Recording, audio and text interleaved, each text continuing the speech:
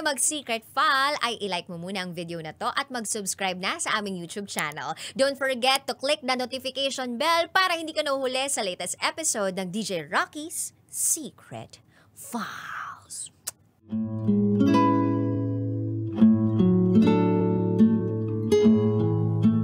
And now, it's time for DJ Rocky's Secret Files with Jello.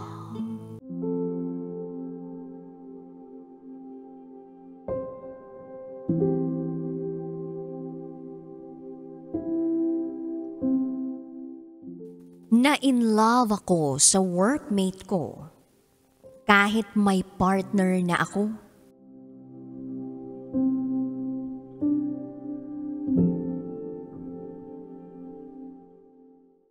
Hi DJ Rocky at DJ Jello. Itago nyo na lang ako sa pangalang Emma. 29 years old, taga Valenzuela City. At ito, ang aking secret file.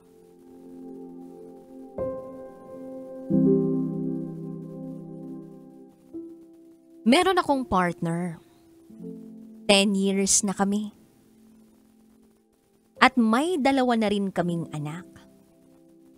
Sa kasalukuyan, nagtatrabaho ako sa isang warehouse.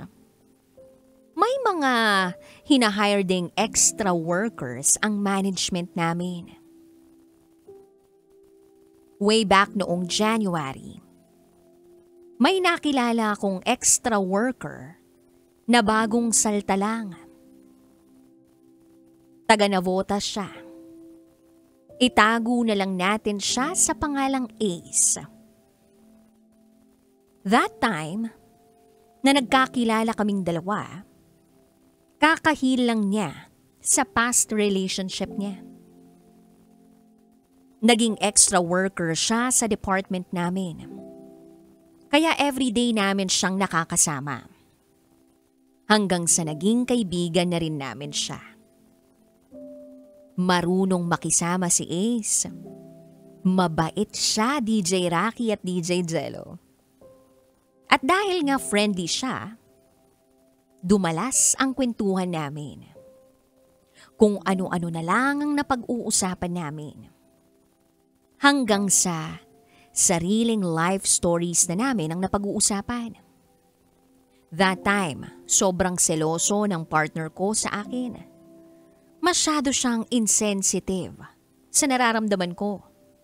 Lahat na lang, bawal. Kahit kausap lang o katawanan sa trabaho, pinagseselosan. At bilang kaibigan, si Ace ang nagsilbing shoulder to cry on ko. Every time na i-stress ako sa partner ko, nandyan siya. Fast forward, lumipas ang 1 buwan. Naramdaman ko na lang bigla, DJ Rocky at DJ Jello, na masaya ako. Masaya ako sa piling ni Ace. I feel safe kapag kasama ko siya. Hindi ko na rin maintindihan ang sarili ko kung bakit ganun ang nararamdaman ko. Alam niyo yun, yung feeling na may something talaga. Something na hindi ko maipaliwanag. Hanggang sa nagkaka-chat na kami ni Ace sa isang social media account ko. Nagkakausap kami gaya ng mga message na, kumain ka na ba? O di kaya ingat ka po. Sa gabi naman, chat kami ng good night, huwag ka na pong magpupuyat, pahinga ka na po. Yung mga ganong convo, at alam ko na mali yun. Dahil itinatago ko yun lahat sa partner ko. Every time na pumapasok si Ace, magkasabay kami. Tuwing break time, magkausap kami. Eye-to-eye contact. At aminado ako na doon pa lang ay nafo-fall na ako sa kanya. At alam kong mali pero ewan ko ba DJ Rocky at DJ Jello. Alam kong mali pero hindi ko mapigilan. Hanggang sa isang araw, kinalkal ng partner ko ang cellphone ko. At nakita niya ang conversation namin ni Ace. Pinag-awayan namin yun ng malala. At inamin ko yun sa kanya. Tsaka niya binlock si Ace sa lahat ng social media accounts ko. Tapos umabot din sa puntong inabangan na niya sa workplace ko si Ace. Sinabihan niya si Ace. Nalayuan ako. Pagkatapos noon, nagkaiwasan na kami. Lumipas ang ilang araw. Hindi na kami magkausap. Kahit common friends namin, napapansin ang distansya sa aming dalawa. Hindi ko alam pero tingin ko mutual ang feelings na nararamdaman namin sa isa't isa. At iniyakan ko yun ng sobra. Minsan pa nga pumapasok ako sa trabaho, maga ang mata ko kaiiyak. Isang araw, nalaman ko na lang mula sa isa sa common friend namin. Nakusa na raw lalayo si Ace para hindi na raw kami magkaproblema ng partner ko. Oo, DJ Rocky at DJ Jello. Aalis na lang daw siya sa pinagtatrabahuhan namin. Pupunta na lang daw si Ace sa Baguio at sasama sa tita niya roon. Kaya sabi ko na lang, okay. But deep inside nasaktan ako. Nalungkot ako. Kasi yun na nga, aalis na si Ace. At hindi pa kami uli nakakausap ng masinsinan mula nang nakumpronta siya ng partner ko. Every time na magkikita kami, puro saglit na tinginan lang. Kaya yung araw bago siya umalis, nagkaroon kami ng time o pagkakataon na makapag-usap kahit saglit lang. Sabi ni Ace, aalis na ako bukas. Sagot ko, okay. E di goods. Ingat ka palagi. Sagot niya sa akin, mag-ingat ka palagi ha. Mamimiss kita. Deep inside, nasasaktan ako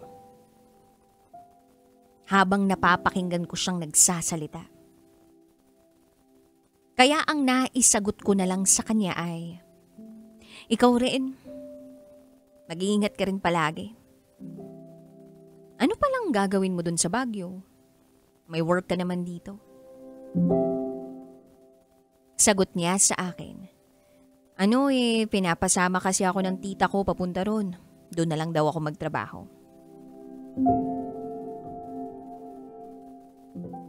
By this time, feeling ko confused na ako. Kaya naitanong ko na lang si Ace ng, bakit kailangan mo pang umalis? Pagkatapos nun, wala nang umimik sa aming dalawa. That night, bago kami mag-out sa trabaho, nilista ng team leader namin yung extra workers na papasok bukas. Kaso konti lang yung gustong pumasok. Kaya sabi ni team leader, si Ace kaya? Oo nga pala, aalis na pala siya bukas. Kaya sumagot naman ako ng, sir, chat mo lang. Feel ko baka hindi pa siya siguradong aalis bukas. Malay mo lang naman, pumasok pa. Kaya sumagot si TL na sige, ililista lang daw niya.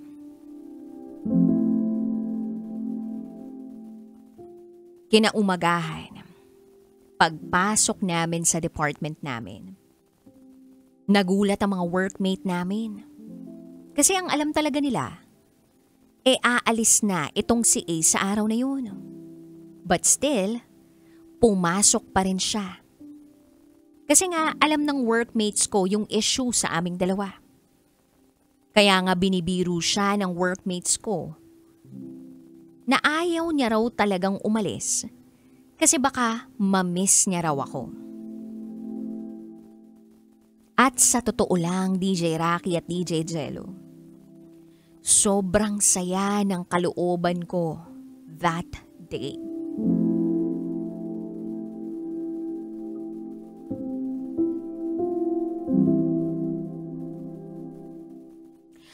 At dahil kukonti pa lang ang tao noon sa department,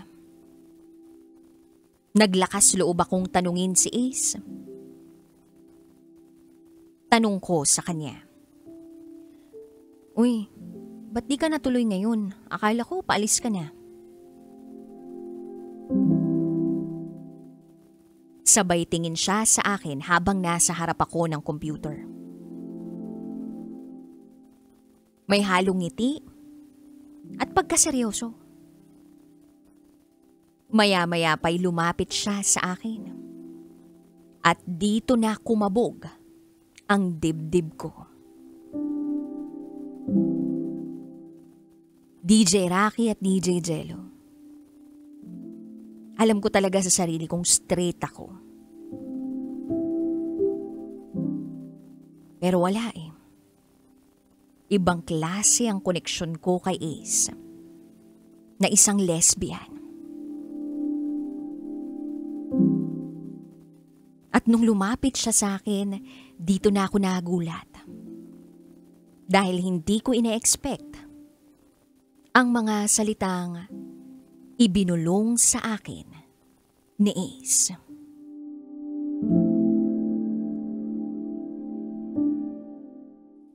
Hindi na ako aalis dahil sa'yo. Ayoko nang umalis. Mamimiss kasi kita eh.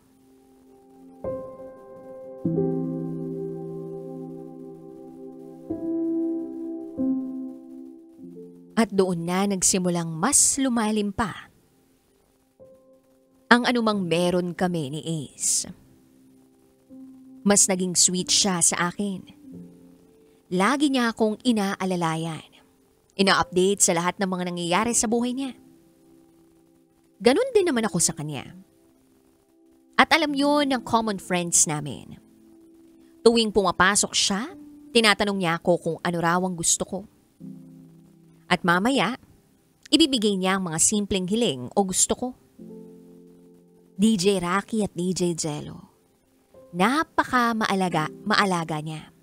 Kaya minsan, sumagi sa isip ko na sana hindi na matapos ang anumang namamagitan sa amin. Lumipas ang 2 buwan. Ganon ang naging daily routine namin. Nag-I love you kami sa isa't isa at nagyayakapan. Lalo na tuwing pagod ako sa trabaho. Alam ko namang mali, DJ Rocky at DJ Jello, pero wala eh. Doon kami masaya. Masaya akong magmahal ng patago kahit bawal. Kapag iinom siya kasama ang kaibigan niya o mga kaibigan niya, nagpapaalam naman siya sa akin. At kapag alam niyang nagagalit ako o nagtatampo, susuyuin niya agad ako. Ewan ko. Pero sa tuwing hindi kami nagkikita, malungkot ako. Kaya andyan siya palagi sa tabi ko. Andyan siya para sa akin. Hanggang sa dumating na ang araw na kinakatakutan ko na posible naman talagang mangyari. Nawalan kami ng trabaho. Kami ng mga kaibigan ko. Na-lay off kami. At that time, naghahanap kami ng workmates ko ng pwedeng pasukang trabaho. Hindi ko rin alam na that day pag alis ko ng bahay, sinundan ako ng partner ko kung saan ako papunta. Kasi may kutob siya na may something daw akong gagawin. Hanggang sa nakarating ako sa agency na pupuntahan namin. Nagkita kami ni Ace na malapit noon at magkasama kaming pumasok sa agency. Yun pala, nasundan na kami ng partner ko. At sa hindi inaasahan, nahuli niya kaming magkasama ni Ace. Sa sobrang galit ng partner ko, parang kakalad ka rin na niya ako pauwi. Kaya hinawakan ko agad si Ace para mailayo siya sa partner ko dahil baka kung ano pang gawin sa kanya ng partner ko. Dahil sa nangyari, naudlot ang application ko sa agency at umuwi na lang kami ng partner ko.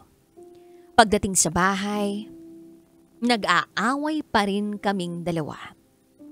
Nag-send ang partner ko ng message kay Ace. Tigilan na raw niya ako dahil baka pag makita niya etong si Ace, baka kung ano pa raw ang magawa na. Although alam kong kasalanan ko ang lahat, pareho kaming nasaktan. Tao lang din naman ako. Nagkakamali. Hindi ko alam kung ano ang mangyayari sa akin that time. Kasi lagi kami nag-aaway ng partner ko. Konting kilos lang, mali na agad. Basta lahat mali. Lahat bawal. Parang sobrang nakakasakal na siya. Ang totoo dyan, DJ Rocky at DJ Jello. Kay Ace ko lang nakita. Yung mga hindi ko nakikita sa partner ko. Yan talagang totoo. Halimbawa na lang nito. Matagal akong mag-out sa trabaho dahil pila kami sa biometrics. Kung ano-ano ang pumapasok sa isip ng partner ko. Dumating na sa puntong minumura at pinahihiya niya ako sa mga katrabaho ko. Nalaman yun ni Ace na ginaganon ako ng partner ko kaya nagalit siya. Bakit ko raw hinahayaan na ginaganon lang ako ng partner ko? Ang lagi ko lang isinasagot, wala. Sabay iyak na lang. Fast forward. Dumating ang araw na lubusan ng lumayo si Ace sa akin. Nag-message sa akin si Ace. Sinabi niyang umalis na siya para makalayo na sa akin. At para hindi na raw kami mag-away ng partner ko. Alam niyo, DJ Rocky at DJ Jello, kung wala lang kaming anak ng partner ko, posible talagang sumama na ako kay Ace. Sabi niya, iuuwi na lang daw niya ako sa probinsya niya sa Bicol para hindi na raw ako makita ng partner ko. Kung pwede lang sanang ganoon, kaso hindi eh. Kaya sobrang sakit lang talaga na maiwan ni Ace. Pinagtagpo kayo ng taong hindi mo aakalaing mamahalin mo at magmamarka sa puso mo. Pinagtagpo kayo pero sa maling panahon. Ganon ang sitwasyon namin ni Ace, DJ Rocky at DJ Jello. Kaya masakit. Masakit. Hanggang ngayon, simula nung lumayo si Ace, aminado ako na may kirot pa rin sa puso ko. To the point na nagkaka-anxiety ako sa sobrang lungkot. Kasi nga wala kaming maayos na closure. Inamin na rin kasi pala ni Ace noon sa mga kaibigan niya na kami na. Kaya masakit na makipaghiwalay na walang maayos na closure. Masasabi kong si Ace ang greatest love ko. Ang taong natagpuan ko para mahalin. Pero natagpuan ko sa maling panahon. Mas lalo akong nalungkot at nasaktan nung malaman ko just few months after naming magkahiwalay na may bago na pala siya. Oo, DJ Rocky at DJ Jello, may iba na si Ace. Alam ko namang mali yung nagawa ko. Kasalanan yun. Pero tao lang ako, hindi perpekto. Nagkakamali rin. And honestly, I miss her. I miss Ace. Kaya sana soon, maghilom na rin ako. Maghilom sa nakaraan. Kahit mahirap, kahit masakit. Kahit ang kapalit nito ay ang anxiety na pinagdaraanan ko ngayon. Naaapektuhan na kasi ako physically, mentally, and emotionally. And at least through your program, nakapaglabas ako ng tunay kong nararamdaman. At maraming salamat sa inyo DJ Rocky at DJ Jello sa paglalahad ng kwento ko. Hanggang dito na lang. Muli, ako si Emma. At ito ang aking Secret File.